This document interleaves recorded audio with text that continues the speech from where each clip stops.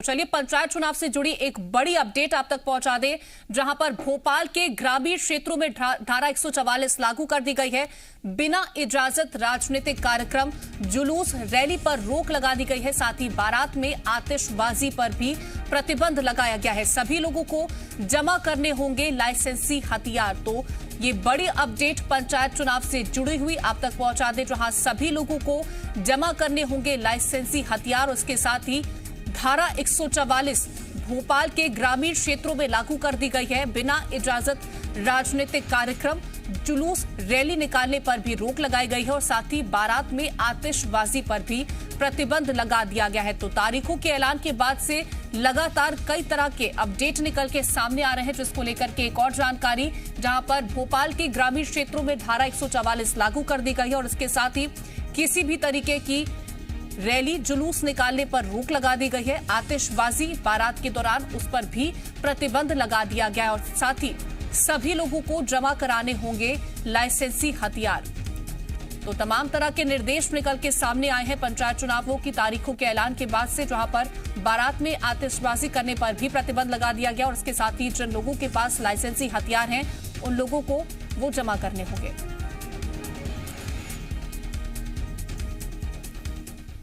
तो तमाम जानकारियों के साथ संवाददाता प्रमोद हमारे साथ जुड़ रहे हैं। प्रमोद, जब से तारीखों का ऐलान हुआ उसके बाद से कई तरह के आदेश और निर्देश निकल के सामने आए हैं, लेकिन अब एक और आदेश निकल के सामने आया, साथ ही धारा 144 भी ग्रामीण क्षेत्रों में भोपाल की लागू कर दी गई।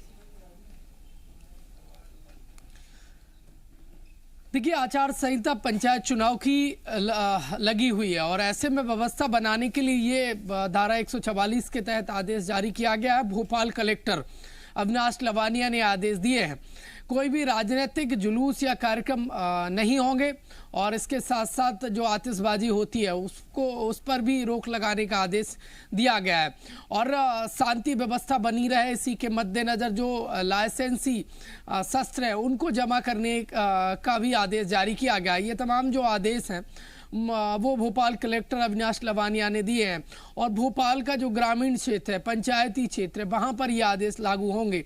देखिए, शांतिपूर्वक पंचायत चुनाव संपन्न हो, राज्य निर्वाचन आयोग ने पिछले दिनों तारीखों का ऐलान कर दिया था त्रिस्तरीय पंचायत चुनाव की, चाहे वो ग्राम पंचायत चुनाव हो या जनपद पंचायत चुनाव हो, जिला पंचायत अध्यक्ष या सदस्य पद का चुनाव हो। उसको लेकर ये तमाम जो कसावट है, जो तैयारी है व्यवस्था की, वो प्रशासन उसमें जुटा हुआ है और इसी को देखते हुए भोपाल कलेक्टर ने आदेश दिए हैं।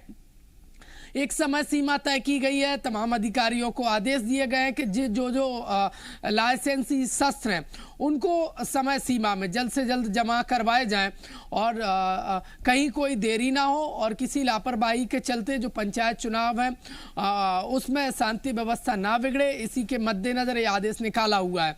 देखिए, राजनीतिक चाहे जुलूस हो या कार्यक्रम हो, फिलहाल उस पर प्रतिबंध लगा दिया गया है और इसके अलावा आतिशबाजी उस पर भी रोक लगाने का फैसला जिला कलेक्टर ने लिया गया है। देखिए, शांति व्यवस्था बनाने के लिए ये प्रशासन की कसावट है और अलग अलग जो विकास खंड है या जनपद है वहां पर एसडीएम को जिम्मेदारी दी गई है और ये आदेश भोपाल ग्रामीण में लागू रहेगा। जी, आतिशबाजी क्या पूरी तरीके से रोक लगा दी गई है क्या, या फिर कोई समय सीमा तय की गई है कि आप 10 बजे के बाद या 8 बजे के बाद आतिशबाजी नहीं कर सकते?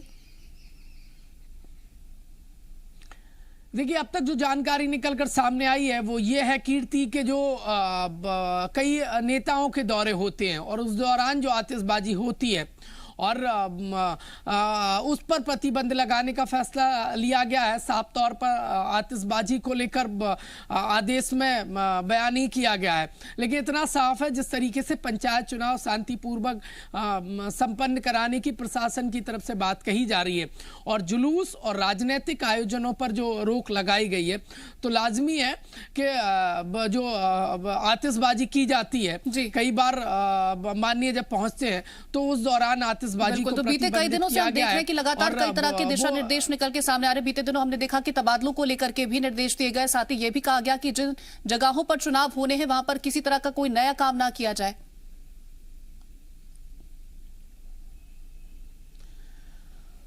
देखिए, कसावट की जा रही है। राज्य निर्वाचन आयोग ने पहले ही लिख दिया था और तबादलों को लेकर तमाम जिला कलेक्टरों को कि जो 3 साल से या 3 साल से ज़्यादा के समय से जमे हुए उनको हटाया जाए, क्योंकि शांतिपूर्वक और निष्पक्ष पंचायत चुनाव हो, यह राज्य निर्वाचन आयोग की मंशा है और राज्य निर्वाचन आयोग की मंशा के अनुरूप प्रशासन अपना काम कर रहा है। कीर्ति, चाहे तो तबादलों की बात कर लें या फिर हम शांति व्यवस्था बनाने के लिए प्रशासनिक हो या अन्य जो कसावट है वो जोरों पर हैं और लंबे समय बाद पंचायत चुनाव हो रहे हैं और लगभग तबादलों की लिस्ट पूरी फाइनल हो गई है और ज़्यादातर लिस्टें भी निकल चुकी हैं।